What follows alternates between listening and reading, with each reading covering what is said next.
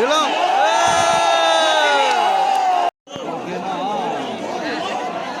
Hiểu không? Hay hay.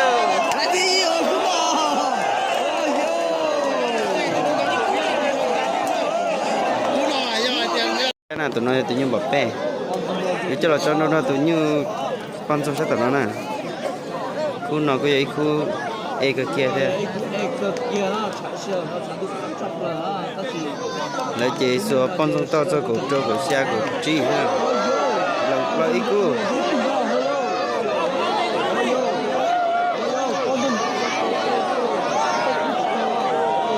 Cô không tiết tiền nè con sông nào. Ôi yo, cái dạng câu sơ. Nghĩ cổ chi chứ. Tới cái kia thế đó. Đi vào bè nghe.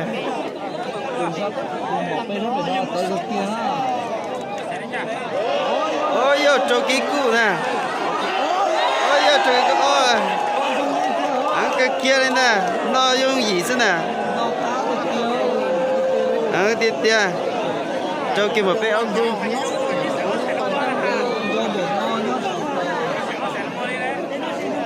Cái cú chuẩn gì nào, chúng cái kia tụi ăn nào, chờ cho nó không quá lâu thì sẽ có, sẽ xem được trả lời.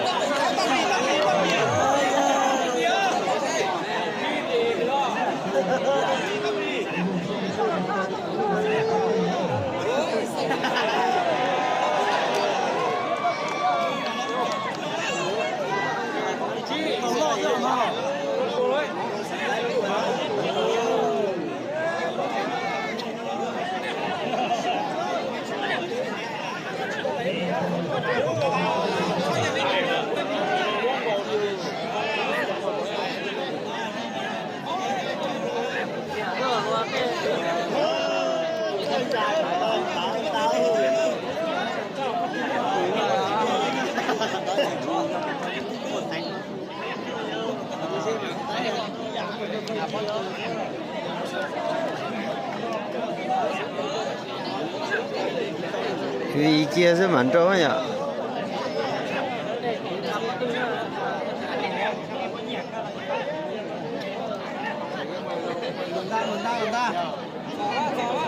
Cái chỗ này là thì gì ở bông nhỉ đấy? Chi tiêu rồi chứ bông chỗ này là thì.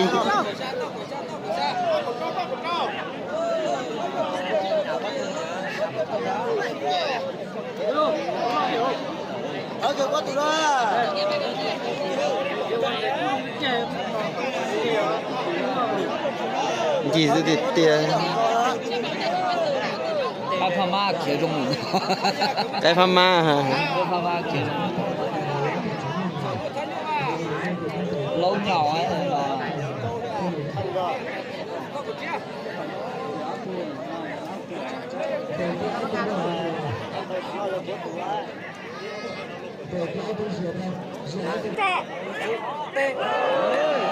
Chỗ kia rồi.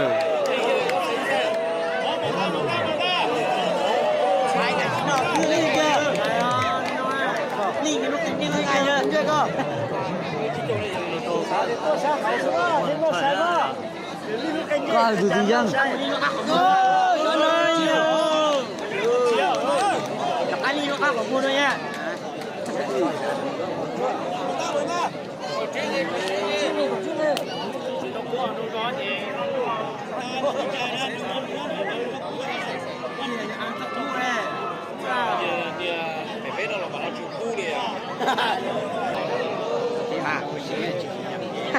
chân khai à, ta đã qua chịu rồi.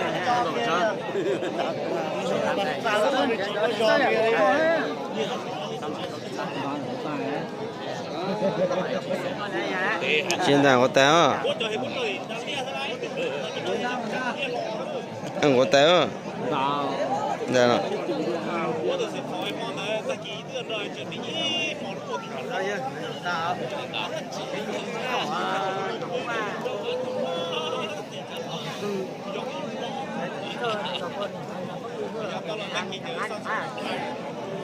原来经常听。对，原来进哪踢啊？背哪踢哎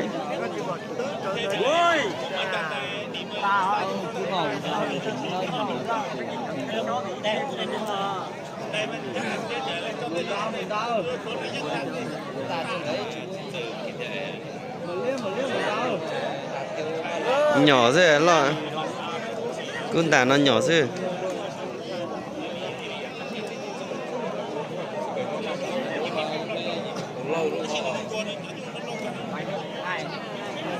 ăn nó lên khá hả anh đó.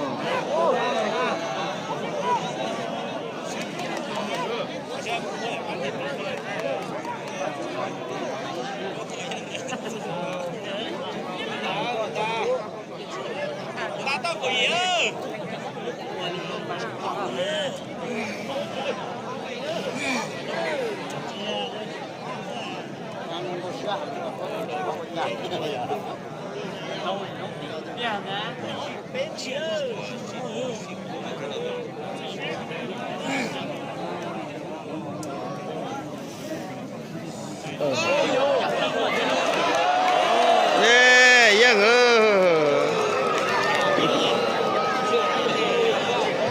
bây giờ có lâu tụi tôiยังkia nào nè Nó tao lấy chính là lúc xe đó tôi chỉ nhiều nè xíu là nè rồi mình đó không gì xíu sẽ khu tuần gì tôi đua sát đó nó nhiều lắm cơ nè tôi sát bé